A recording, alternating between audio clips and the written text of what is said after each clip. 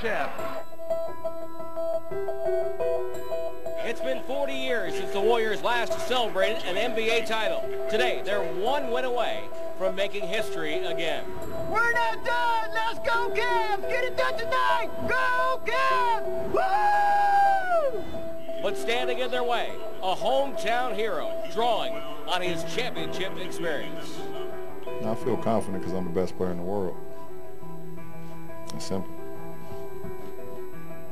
You've earned the right to be here. You've earned the right to play in this game. But we have to earn one more thing, and that's the game tonight. Nobody's giving us anything. People that think they can and people that think they cannot. And honestly, probably both of them are right. But what's important is what you believe in.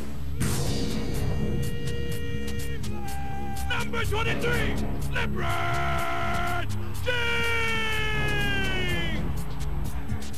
Ain't no tomorrow. Ain't no tomorrow right now. Don't worry about tomorrow. Alright, so a very good morning and welcome you to Sports 24. It's on the fast digital decoder. My name is Ekow, Burt-Fletcher. Welcome you to the program Dunk Talk. It runs this and every Saturday where we discuss everything basketball. Today, we turn our attention to the regular or the 2015 NBA Playoff Finals where the Golden State Warriors won their fourth title in the franchise history. We'll also turn our attention to the Cleveland Cavaliers and talk about LeBron James, Tristan Thompson, Mozgov, and discuss what went wrong for the team.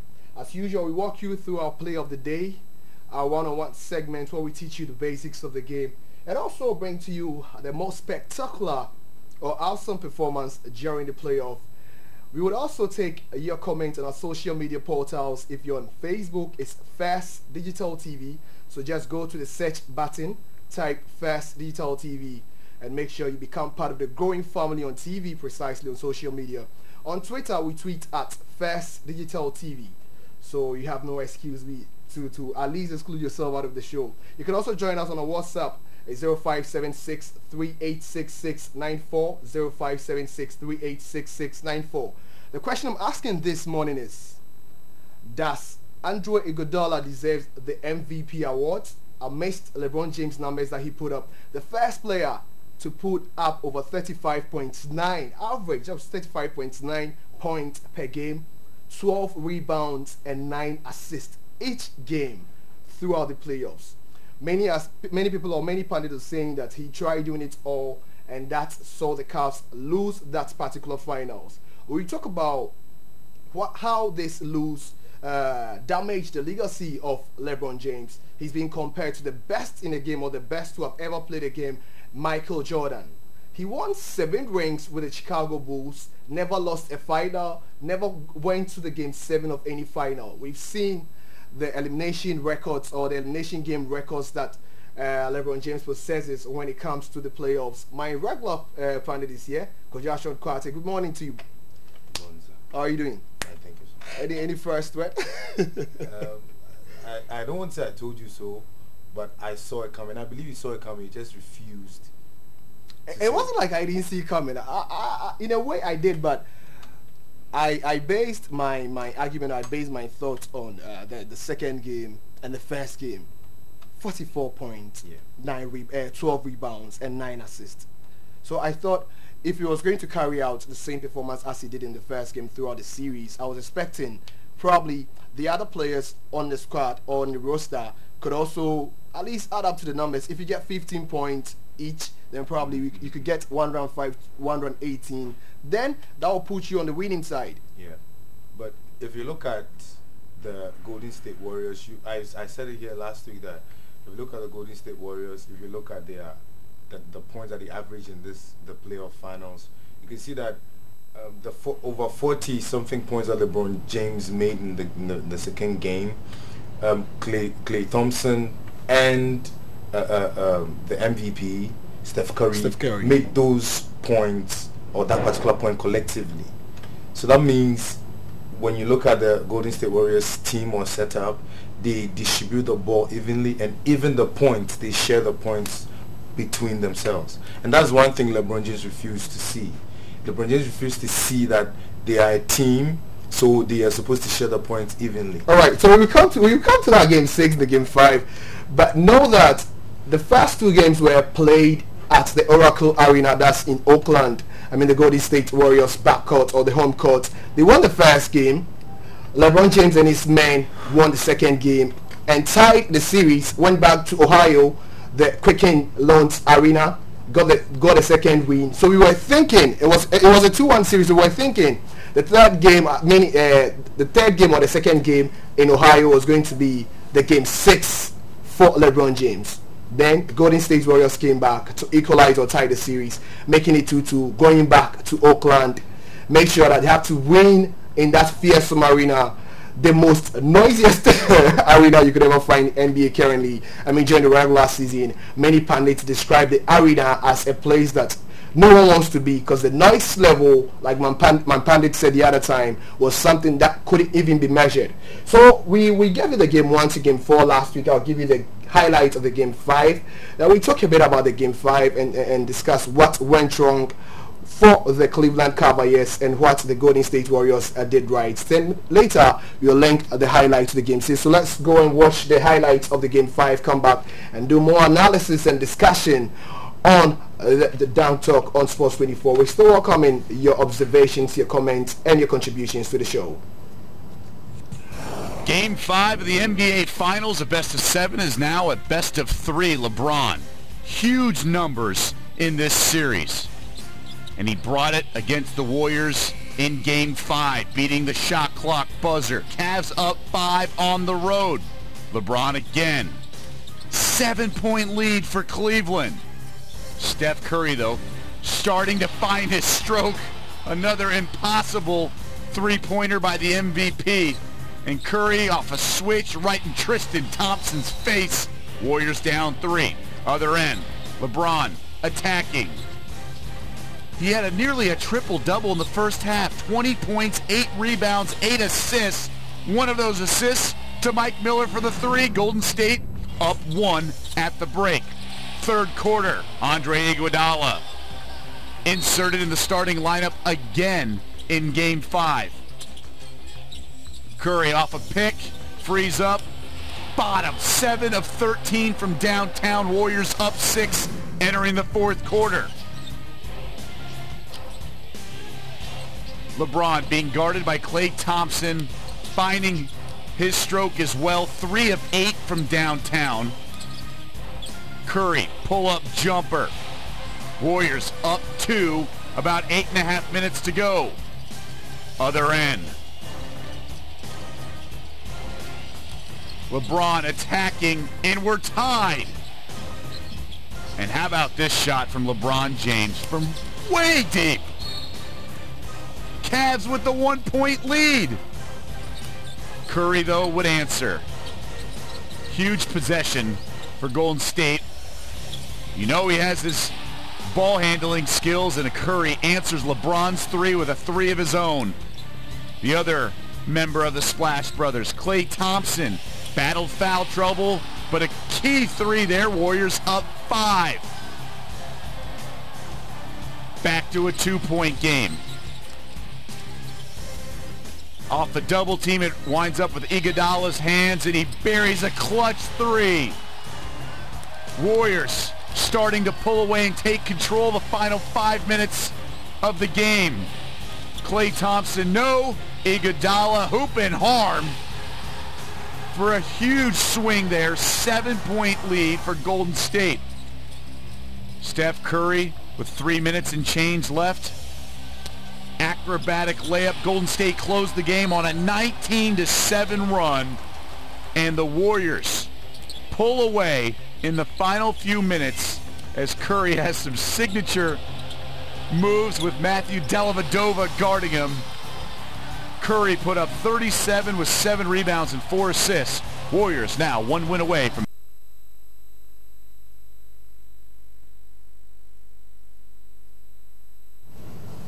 So they say numbers don't lie, and numbers are always present in the NBA. And you saw in your shots there the highlights of the game 5. We're still on Down Talk on Sports 24. I told you earlier it's on the fast digital decoder This is how the decoder looks like. So if you want to get yourself the decoder, it comes with a pen drive slot so that you can record every program that you don't want to miss.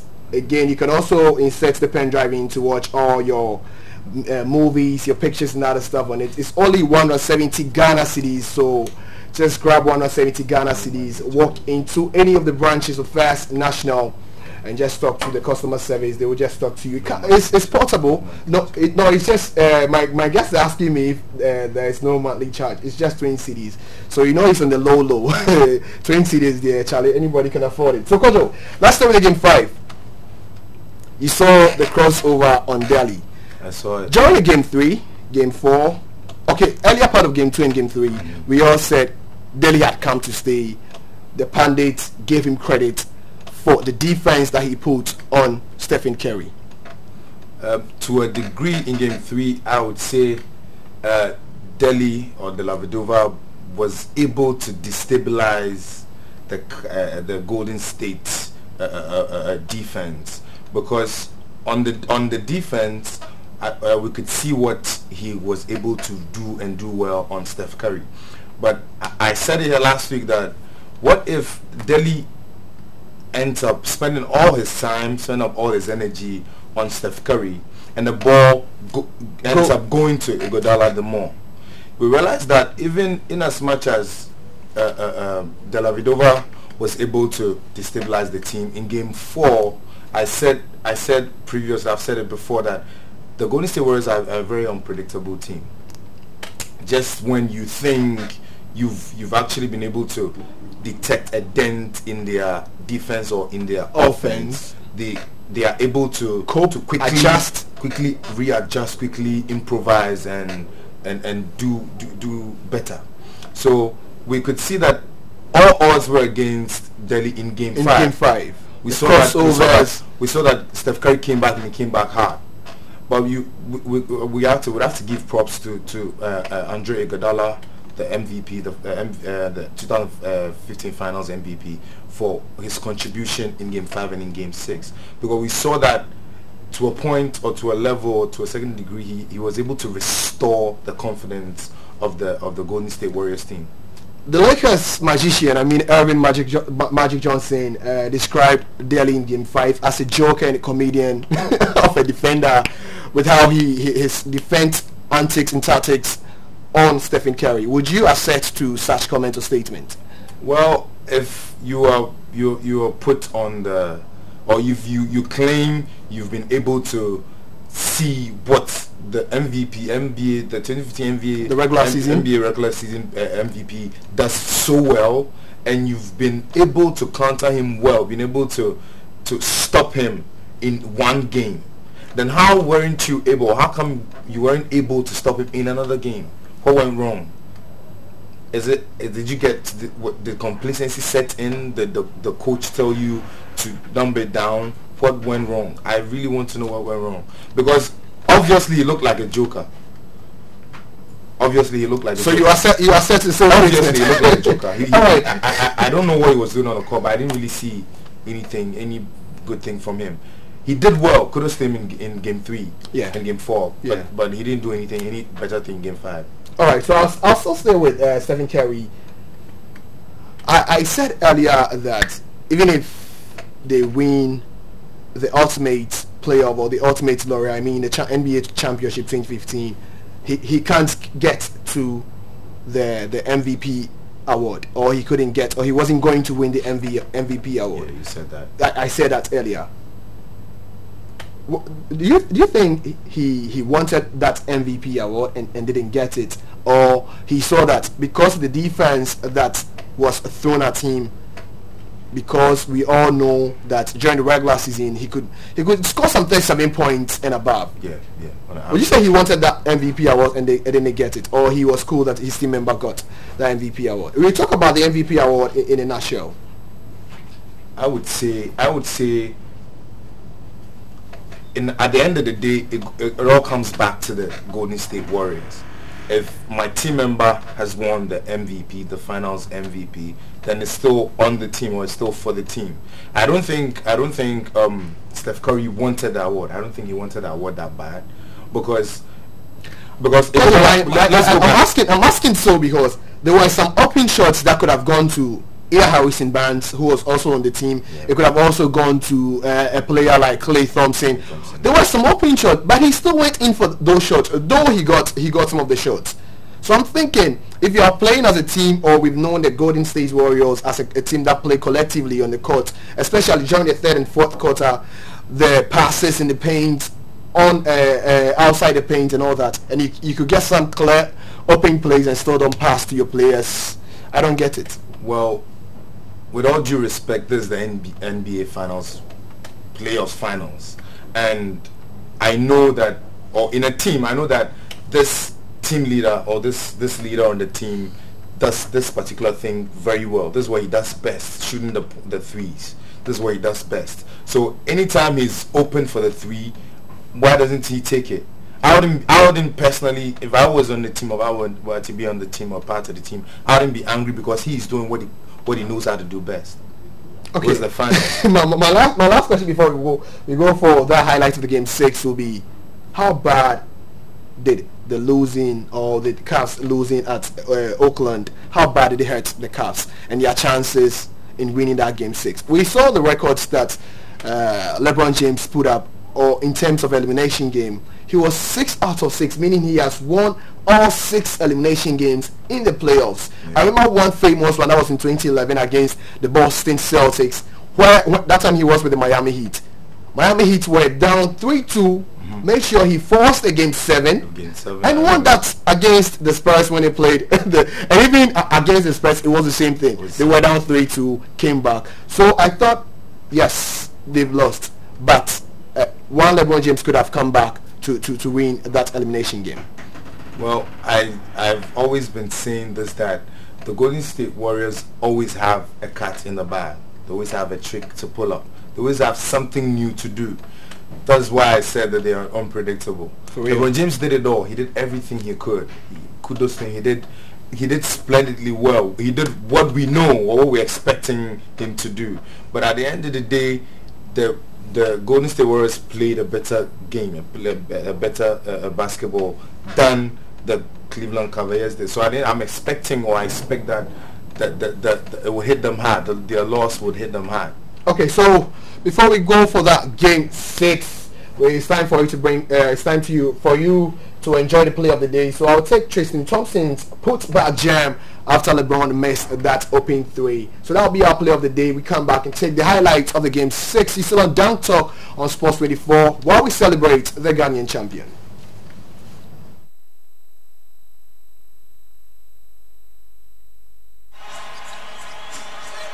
James drives off balance. Thompson on the follow.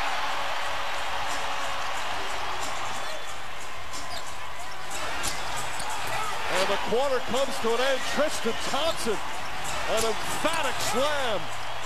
And the Cavaliers cut the lead to 2.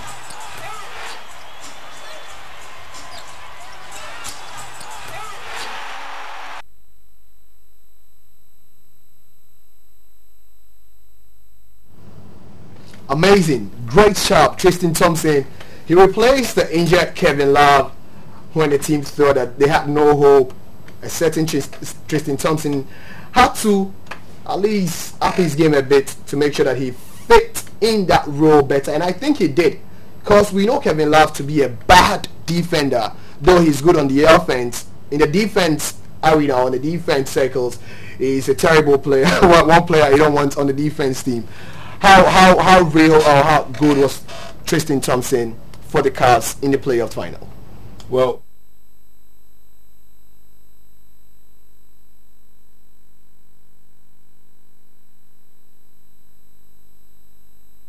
set up, because we see how bad he wants the ball. Bad he wants the ball. Both on the offense and the defense. Yeah. Yeah, he played a very spectacular role, a very important role. And I think the Cavs wouldn't have gotten this far if not for Tristan Thompson. He played a very phenomenal role, a very important role in their setup. Alright, so I promised to bring you the game 6, the highlights of the game 6. So let's go and enjoy the highlights of the game 6 and how the Golden State Warriors for the highlights of the game 6 and come back and do extensive analysis on the Game 6.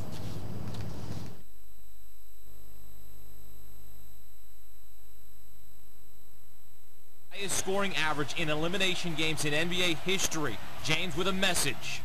Ain't no tomorrow. Ain't no tomorrow right now. Don't worry about tomorrow, what tomorrow brings. It's all about right now. Control what we can control. Control what we can control. Reverse the curse. Cavs fans looking to end the drought. Cleveland has never won an NBA championship. LeBron James stripped by Andre Iguodala. Ahead to Steph Curry for the lay-in. Then Curry doubled up top, beat Draymond Green. Green, I'm going to get it over to Iguodala in the corner. Buries it.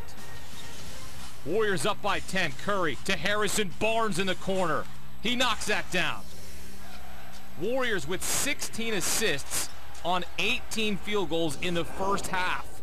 LeBron did his best to keep pace with the Warriors in the first half. Drives baseline, pumps, finishes. Then drives, lays it in with the lefty.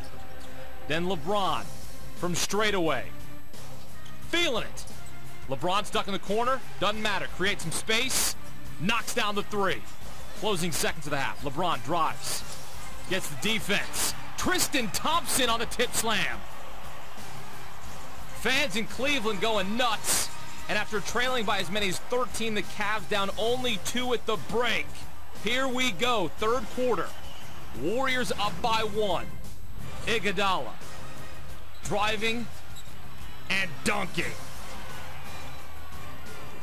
Then Warriors up by 8. Curry in transition finds Iguodala. Might want to get back and play some defense on him. Curry for 3. No, but Festus Ezeli. You gotta box out. Great follow by Ezeli. Under 2 minutes left in the third. Cavs down 11. LeBron pull up. No. LeBron. No. 2 for 7 in the third. Cavs down 12 after 3. It is not looking good. Then James with the steal. Going the other way for the dunk. 7-point game. Later in the fourth. Warriors up 8. Curry for 3. Pose it. It's an 11-point lead for Golden State. Moments later. Curry to Thompson. Splash. Warriors up by 14. 6 minutes to go. Draymond Green had himself a triple-double. 16 points, 11 rebounds, 10 assists. Iguodala had 25. 2 minutes to play. Cavs trying to fight back. J.R. Smith, no. LeBron, no. Curry family loving it. They know we're about to win an NBA championship. 36 seconds to play. J.R. Smith heaves it up, and that goes. 4-point game. Hold on a second. Under 20 to play. Cavs down 7. LeBron head fake. Gets free. No, and that's pretty much going to seal it. Curry, LeBron giving each other some respect. The Warriors win the NBA title, 105-97, their first championship in 40 years. So you saw the excellency. This is what both franchises live for. And the whole of the regular season from January is being terrible. Some injuries or terrible injuries that we saw in the regular season. Even in the playoffs, we saw some terrible injuries all to the ultimate of the playoff finals. And the Golden State Warriors won their 4th final championship in the history of the franchise. Kojo, we were talking about LeBron James and how he tried doing it all. Well, if you are LeBron James and you've tried to do it all in 5 previous games, and you've realized that your contribution alone can help you get up there, then you should have to take the chance and try to improvise. Because LeBron James, he was trying in game 6, and as much as he was trying, you could see most of his players on the open threes. And even in the final minutes of the third quarter, we saw J.R. Smith on the open 3, and he didn't pass the ball to him, and he missed the shot from the paint, in the paint. LeBron missed the shot in the paint. That is so uncalled for. That goes along with the show. One could also argue that in the game 5, when they went back to the Oracle Arena, there were some open passes that he gave to his players and couldn't make it. When you saw a clear chance with Iman Shumpert, there were some open chances that he couldn't even make it. He couldn't even try to make it count. Yeah, But in Game 6, in the final, in Game 6, a game that an elimination game that can force the game to can force the season to a closure, to a Game 7. You don't try to pass the ball. You don't try to pass the ball, send the ball around in the final minutes of the game. Maybe in the fourth quarter or the third quarter. Start from the first quarter, because we could see clearly that Golden State Warriors were able to hold their lead from the first quarter to the fourth quarter. So it looked like Cleveland was making a fool of themselves. Would you say this, in a way, Mal, LeBron's legacy he's being compared to the best that ever played a game? Most of the time when you talk about LeBron's legacy, I believe it's questionable. LeBron has done a good job. LeBron is a good player and all that. But if your rings and all that are nowhere near Michael Jordan. It's a game all about rings. It's a game all about rings. It's not all about rings. It's about, if you are a good player, you should be able to answer well as a good leader. A good leader plays his role and plays it well. Okay, so from the 1993 to 97-98, when Chicago Bulls were Chicago Bulls, Jordan had Scottie Pippen. Dennis Rodman. He had Dennis Rodman, and he had a point guard like Kirk Henrich. Henrich. So what do you say? Now LeBron is facing a point guy like Delly, who was handling the ball terribly. He's playing with J.R. Smith, who was also terrible on the offense, though he put out some numbers in the defense. Kevin Love, Kyrie Irving, his best two players were hurt. We know teams win championship, not players. Not players, I know. But what role do you think Tristan Thompson could have played in Game 6? And do you think he was given the chance to play that role? He did. He was. That role. He was. My only issue with LeBron James that he tried doing it all, trying to act as a point guard, a power forward, a center. Yes, there are roles on the players there are roles on the course that we know LeBron James is good at. But in the elimination game, you leave it for your players. I'll come back to the same question. Let's talk about the Iggy factor and how it helped the Golden State Warriors. Yeah. The first time he began, or he started as a player on the first team, was in Game 5 and in Game 6. Yeah. The whole of the 285 games he'd played, he had been on the bench. I don't think Iguodala won the finals MVP because of the number of minutes he played or number of minutes he didn't play. I believe he got the award, or he won it, because he was the person who came back to restore the confidence of the team. Because when Dellavedova played that defensive role on Stephen Curry, I thought the team was broken. Trust me, if Dellavedova had been able to play that same role in Game 4, 5, and 6, Warriors would have lost. Cleveland would have won the championship. So let's talk about the numbers and the MVP awards. Do you give the MVP awards to the player who had great or outstanding performance during all 5 or 6 or 7 games, no matter depending on how many games they played, or you give it to a player on the winning team who contributed also quite immensely to the team?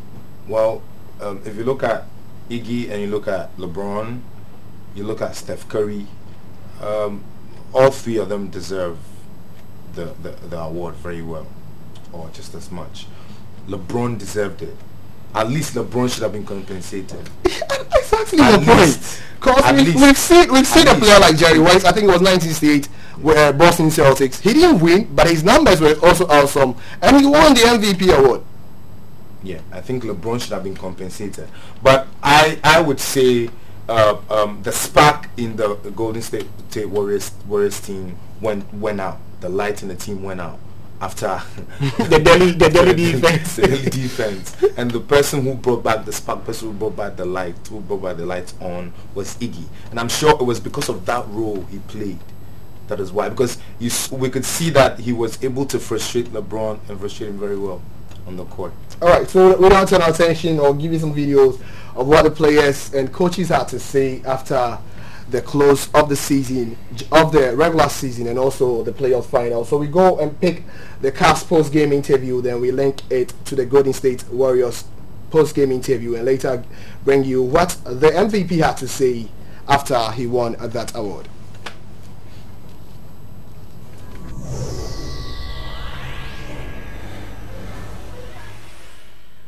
First of all, I would like to congratulate Steve Kerr and his staff for the outstanding job they did this season. I want to congratulate the Golden State Warriors, their players, and their organization. They had a fabulous season. They handled themselves with class. They played great basketball, and they won the NBA championship, and certainly they're a deserving group. I also want to thank my staff for all the great work that they did this season. It would be hard for me to be sitting here if it weren't for the group of guys that I worked with. I want to thank the players of the Cavaliers team that gave so much, never quit, never made excuses, never gave up, and gave the best possible season that they could. This is a process. You don't wake up one morning, fall out of bed, and expect to win the NBA championship. You hope that you can, but it doesn't always work that way. And our guys did more than anyone could expect to put themselves and put our organization in this situation. LeBron, how would you characterize this season overall for the whole organization? Well, I mean, we had many chapters. Had many chapters in this season, and I don't know. I mean, for me, it's never a success if you go out losing. But I think it's we put ourselves in back where this franchise need to be, being a contender. But we still got a lot of work to do. You guys stated throughout these playoffs, next man up, no excuses. But now that it's over, how devastating of a blow was it to lose Kevin early in the playoffs and then Kyrie in these finals? Well, I think you even go before that. Losing Andy, one of our heartbeats of our team, another playmaker for our team. And then you lose Kev, an all-star. And then you lose Kyrie, another all-star.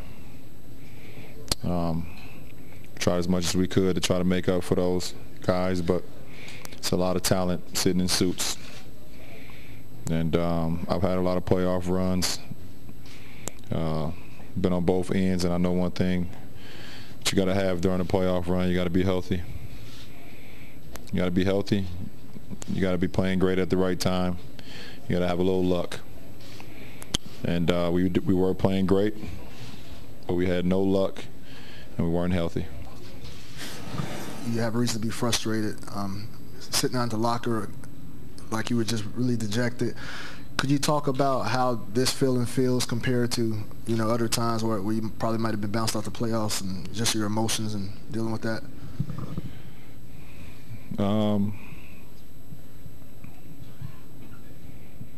It's not much you can say, really. I mean, you get to this point, and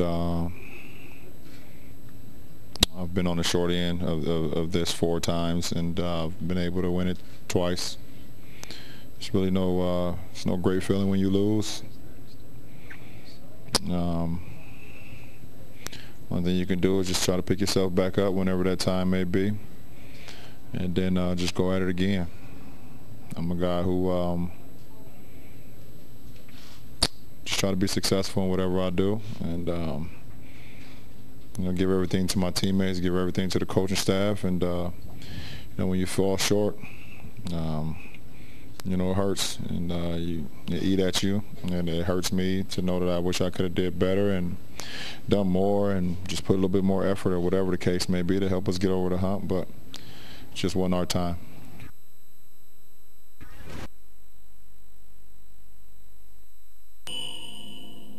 Before we begin, I want to say congratulations to Cleveland, to Coach Blatt, who did a fantastic job. You think about the injuries they had, 2 of their top 3 players going down. And for them to have the season that they had and to get to the finals and to really compete at the highest level and to have us on the ropes, it's an amazing job. And obviously LeBron is just an incredible player. So congrats to the Cavs. We were fortunate in a lot of ways this year. Maybe number one was health, and to win a title, there's obviously a lot of work, but a lot of luck as well. And we had a lot of luck on our side this year, and our guys took advantage of it, and they were fantastic. But man, what a night. Steve, Mark Schwartz, ESPN. You pointed out early in the series that Andre Iguodala was your best player. He won the Most Valuable Player award.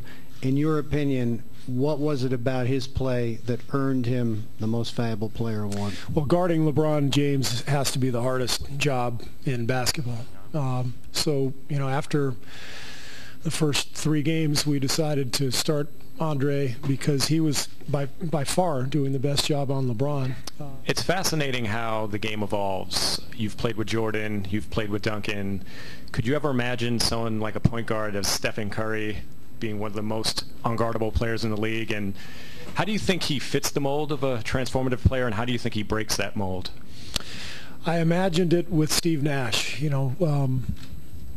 Steve was kind of the original Steph Curry, slightly different, but similar mindset in terms of, and similar skill set, the passing and the ball handling, and the Suns were so close. Things didn't go their way. But I imagined it, and I was there with Steve as general manager, and I thought it was going to happen for him. But he set the stage for Steph. I think Steve kind of laid out a vision for a whole generation of young point guards. And with the game changing, Mike D'Antoni kind of initiating that style in Phoenix, the floor starting to spread, the whole league kind of shooting 4s and 5s and playing a little faster. I think Mike and Steve in many ways set the table for Steph Curry, and I think Steph is he would tell you that too.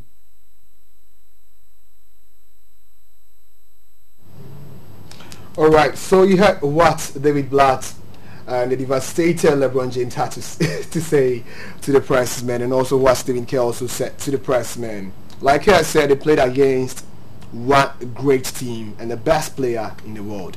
I know Kojo has some qualms with me when I say LeBron James is the best player in the world, but currently I think he is the best player in the world. I want him to point to me who he thinks is the best player in the world. Kojo, LeBron is saying it hurts to lose in the NBA Finals, so I'd rather not qualify to the NBA Finals than to see it for the 6th time and also lose it. LeBron James has given up already on his team. I believe that is a very strong statement to make. But if you look at the NBA greats, all those players, the Hall of Famers, Wilder Still Chamberlain, all the Karl Malones and Reggie Miller. Look at them, and if you look at them and you look at the roles they played, they never gave up. What made Michael Jordan was his consistency and his zeal. He never for once lost hope.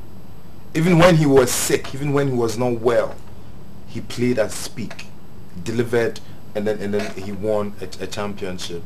You understand? So if LeBron James should say he would rather not qualify, then I feel like he's in a way giving up on his team. All right, so many people are making some projections or revealing some stuff that are quite terrible.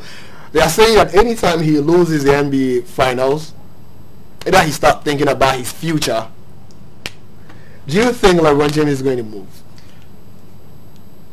I don't think he would move. I don't know. I just feel like he would not move this time around. If he doesn't, I think he would want to stay a second time and try to prove it. If he doesn't, what are the chances of the Cleveland Cavaliers next season? Do you think they can even make it to the playoffs at all? And if they make it, can they make it to the finals? Well, they've been able to make it to the finals this year. And what every good coach does is they would accept the loss, work extra harder, and then look at where they went wrong and capitalize on it. So I think they stand a very good chance, a very great chance. Percentage? Well, I think making it to the finals, the NBA finals. I think a good 90%. 90%. Yeah. What about Warriors? Are Warriors going to come back strong next season? 100%. Coach, I will argue that now a lot of the coaches are going to go back to their drawing board, read every play that the Warriors had in this season, try to work on their offense and their defense. And I'm telling you, many defenders are going to fly at Stephen Curry next season. Of course, that is what is going to happen. I would even argue on that. I would even waste my time. That is what is going to happen, obviously. But there's always something that the Golden State Warriors has, something else that they have to do. There's always something else that they have to do. There's always something there that you've not seen yet. So I think in as much as all the teams are going to work hard and then try to do their homework, they should also keep a couple of tricks in the bag, so that just in case the Golden State Warriors switches their game plan, they can also counter them. Now let's talk about the Cavs. Do they need any players to complement the effort of the team or the effort of the other players? Like, we know Kyrie Irving is coming back next season. Kevin Love is also coming back. Then Varejao would also be back. Do they need the services of anyone? Well, I think do they even need to go for any big shot to add to LeBron James, Kyrie Irving, and Kevin Love? Well, I think I believe if Kevin Love goes and someone else comes in, it would be better for the team, because throughout the playoffs finals, I didn't see Kevin Love. He was nowhere to be found. Even when he was on court, to me, he wasn't on court. I didn't see Kevin Love. I didn't see him at all. I didn't see. Probably he was trying to still adjust to the team, because he had just been purchased from the Timberwolves. Well, if you say so, but yet still, I didn't see him. Okay, one could also argue that it was LeBron James' first season, and he made sure that he played that leadership role on the team of the Cavs. I will ask you this question: give me 4 teams from the Western Conference and 4 teams from the Eastern Conference you see making it to the... Okay, give me 2. Well, from the Western Conference, let's talk about Lakers, Rockets, Clippers, and maybe San Antonio Spurs. OKC also is in the picture, so I've given you 5 teams. Which of these 5 do you think is going to lead, plus Golden State Warriors? So let's make it 6 there. Which of these 6 teams do you think are going to top the regular season and also qualify for the NBA Finals? Let's talk about the OKC first. The OKC first, yeah. I was going to go straight into the OKC. Well, I believe this entire season was a very bad season for them. So many injuries. It didn't help them at all. And even after, or even with those injuries, we saw what Westbrook was doing. Phenomenal. Westbrook was doing. So I can only imagine if there were no injuries at all. You understand? I believe OKC is one of the teams that is going to... Now, according to their general manager, Sam Presti, yeah, Billy Donovan is gone to work. He has begun training with the team. We all know the efforts of Scott Brooks in the NBA. Yeah. Now, Billy Donovan is new. How is he going to cope with the OKC setup? Well, it depends on the communication. I believe it depends on the communication with the players and how well he will be able to translate his experience that he has had in the coaching coaching circles into the NBA. I believe that is what will work for him. How well he's able to translate his experience into the OKC setup. Now let's talk about San Antonio Spurs, the traditional NBA team. Do they need any player, or they can do it? Yeah, I believe they can do it. I believe they can do it. As long as Tony Parker is on the team, they can do it. Manu Ginobili, they can do it. All right. So now let's not say so you are tipping OKC, San Antonio Spurs, Golden State Warriors. Wow. You're not giving the Rockets a chance? Not quite. Celtics? Not quite. Lakers? Not quite. Now let's turn to the Eastern Conference. I'll give you Hawks. Atlanta Hawks. Give you Miami Heat. Give you Cleveland Cavaliers. Give you Chicago Bulls. 4 teams. 4 teams. Well, I see Cleveland. Obviously, I see the Atlanta Hawks once again. I don't see the Miami Heat. You don't see the Miami Heat. They still have Chris Bosh. I know. They still have Dwayne Wade. I know. They still have Hassan Whiteside. Yeah. Mario Chalmers is still around. Ray Allen. Yeah, I know. They had them this season. Alright, so time for you. Time to bring you what the MVP had to say after winning that award. So we go for that post-game interview with Andre Iguodala, the MVP of the 2015 NBA Finals. So let's listen to what he had to say. This was a Cleveland Cavalier team that refused to go away till the final minutes of this game. How much of this series was about the approach you took in this game? First of all, God is great. God is great. I want to thank all the chaplains across the NBA helping us out every single night. This was awesome. That's what we talked about, staying strong. Stay with it was coach's motto the whole playoff. Stay with it. They kept fighting, and this is unreal. Unreal. 10 years you have been known in this league as a defensive player. What kind of satisfaction do you take that your offense helped win this group a championship? That doesn't matter at all. They call me Young Scottie Pippen, Young Penny Hardaway, Young Grant Hill when I was a kid. My game was always doing everything. Came out this series, they needed me to score more, so you got to step up and take the shots. You stepped up and were aggressive. All season long, strength in numbers was written on T-shirts. How much more than a slogan was that for this group? Well, we knew if we keep grinding and grinding it out, we would win games. Even when games were close, we say, hey, we might be up 2 or 3 at half. We might be down at half, but the strength we have with all our guys, we're going to pull it out, and that's what we did all year. Congratulations. So that was the MVP. That is the MVP on your screens there. Andre Iguodala, his 11th season in the league, and this is the first time winning the NBA championship. And you heard what it means to him winning this particular award, and ultimately the award that any player in the NBA wants to win. How big is this for Andre Iguodala going into the next season? Do you think he had to stay with the Golden State Warriors or move ahead? I believe staying with the Golden State Warriors would be better. Is it time Steve Kerr try to believe in Andre Iguodala and start giving him that first role or the first team chance? I believe after winning the MVP, nothing will stop a coach from giving him the chance to play more minutes. Okay, so or the chance to start in the game. Let's talk about players who have been in the league for 15 seasons. I've never even seen it. How hard is it for a player to be in the league for 10 or a decade, over a decade, and not win this Larry O'Brien trophy?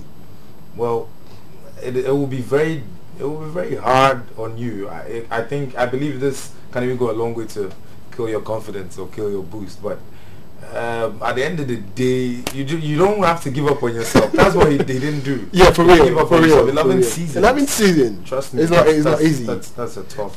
All right. So the next item on our checklist is the one-on-one segment. The one-on-one segment is to give you a little basic of the game. We know you love basketball, that's why you're on the show. Even if you don't love basketball, you're still on the show and enjoying the highlights. We can teach you, or we can coach you to become a better player like myself and Coach.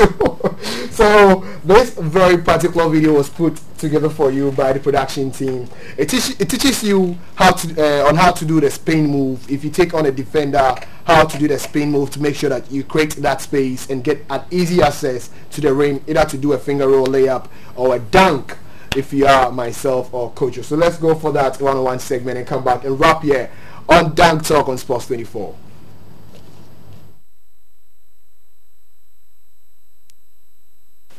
Hey, what's up everybody? This is the Professor from theprofessorlive.com and YouTube Professor Live. Today I want to take you guys step by step through my insane spin move. Now, this move was inspired by streetball legend Skip to My Lou. And when he did this move, I was so impressed because every time he did it, he would leave his defender so far in the dust. Now, the spin move has been around for a long time. Usually it's just used as a way to change direction, similar to a between the legs or behind the back. Or you may use a spin move when you go to the lane to try to get your shot up against some traffic. Now, the reason I consider this move insane is because if you do it correctly, you can leave your opponent about 2 steps behind you in the dust as you free yourself up for a layup or either a jump shot. Check it out. So for this move here, you want to go against a defender who is either playing you straight up, meaning he's not forcing you one way or the other, or you want to do it, it's always best to go against a defender who forces you to the middle, because then his left foot is the front foot, okay? Now when I do moves, I always attack the front foot. Whatever the front foot is, that's the foot I attack so that I can seal them and be more than just a half step ahead of them, be about a step or 2 ahead of them, okay? So when I come down and I'm about to execute the spin move, I do a few moves to distract them, all right? Get their moves off, get their center of gravity off balance a little bit, okay? Then when I go in for the kill, I want to hit them with a quick in and out. And I want them to think that I'm going to the basket so their momentum and everything will converge this way. Boom. Now their momentum's this way, okay? Once I do that, I get them going. I step with this foot as if I'm still going to the basket, but then as I spin with my left foot, I want to seal their whole body. And primarily, hopefully their front foot is right here. So I seal their whole body, I turn, and if I do it right, I should be about 2 steps in front of them for the wide open layup. Check it out.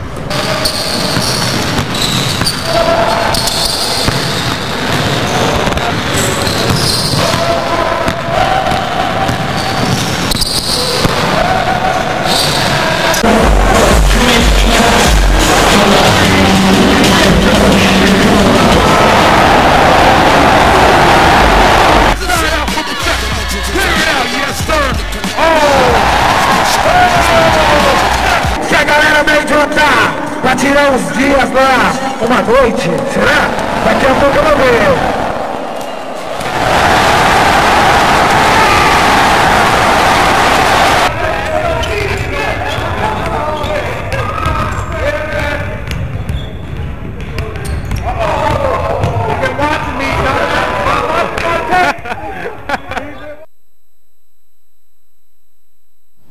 Alright, so you saw in your shots there, quite easy, quite simple.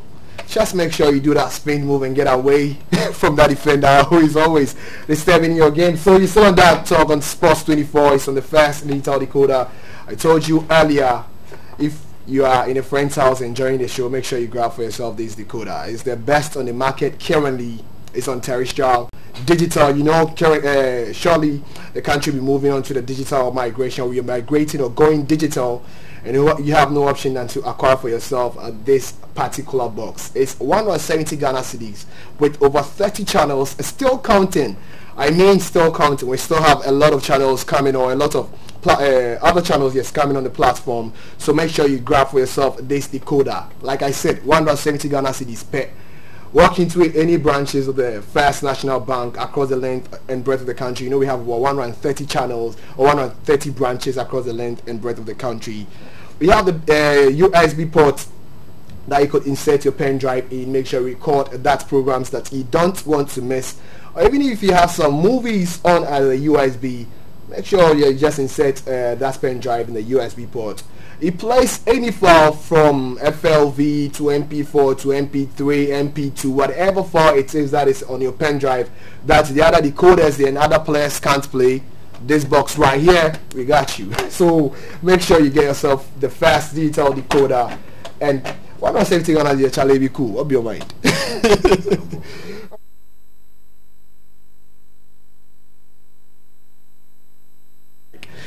Fortunately for us, the season had to come to an end because there was no Game 7. How is next season going to be like? I think it will be a tougher season, a very tough season, because almost all the teams, not almost all the teams are going back to go and do their homework, and I think the Cleveland Cavaliers especially would have a point to prove next season. They would have a point to prove to all their fans, to them, to make sure they try to go a step further than they did this season. So I think next season will be a tougher season. So most of the team should work and work well. Okay, so the UPAC game is also coming on. Yeah. Which school are you rooting for? Are you going for Legon, Central University, Zenith, or Marshall, or still Acropolis? Acropolis. Why Acropolis? Because they have the men, they have the tall men, they have the short men, and they have you know, Acropolis can decide to play a game and just dunk. That's one thing. But then we should really. I think all teams. This is a statement to all teams. I think they should watch out for the Marshalls. The Marshalls University. I think they are doing something. Let's talk about the high school. My school is there. Oga school is there. We have a school like Infante. You know, when it comes to basketball for Central Region, we've got it. You've got it. Yeah. Serious. I'm serious. Some years back, I remember in 2005 or 2006, it was Prempe and Opokwari. 2005, 2006. I hope no. No. 2004, 2005, 2006. I think 2004 it was a school from the Ashanti region. It was a Pokuari. But 2005, 2006, we were at that time or in our peak. We'll go back and check, and then we'll bring viewers those archives. And all right, so I promise to bring you some spectacular interview or awesome interview next week on the show. We'll be hosting the reps from some schools, Acropolis, Marshall University, Zenith College, Central University, and talk about how the game is gaining participation in the country and how it's also gaining attention in the country. We know Serge Ibaka was in the country to talk to the players. They went to Adisco, Central Region. They also did a bit of coaching and training with the team there. The two players had qualified. We will talk to them on phone or even try to talk to them via Skype if our production goes through, and see how things are also moving on and how they're also competing there. We also bring to you some spectacular plays of the regular season and how the Golden State Warriors came to be the whole name or the trademark this particular season. So on behalf of the rest of the production team, Rashid, Mr. Kennedy Asari Sechi, Young, who is also behind the Atem doing the switching, and my regular pundit, Kojo Kwate, for also passing through. Sports 24 and the first digital brand. Make sure you join us same time next week. Until then, keep playing basketball. First of all, let me thank the fans here in Northeast Ohio, the Cleveland Cavaliers, owner Dan Gilbert, Coach Blatt, on an incredible season. You guys never gave up. You played with passion. You fought through adversity and through injuries. Thank you and congratulations. And now to the Golden State Warriors. Joe Lacob, Peter Guber, Coach Kerr, and this team. What a historic season. And now, you've been waiting a long time, so I won't keep you waiting any longer. For the 2015 Larry O'Brien NBA Championship, the Golden State Warriors.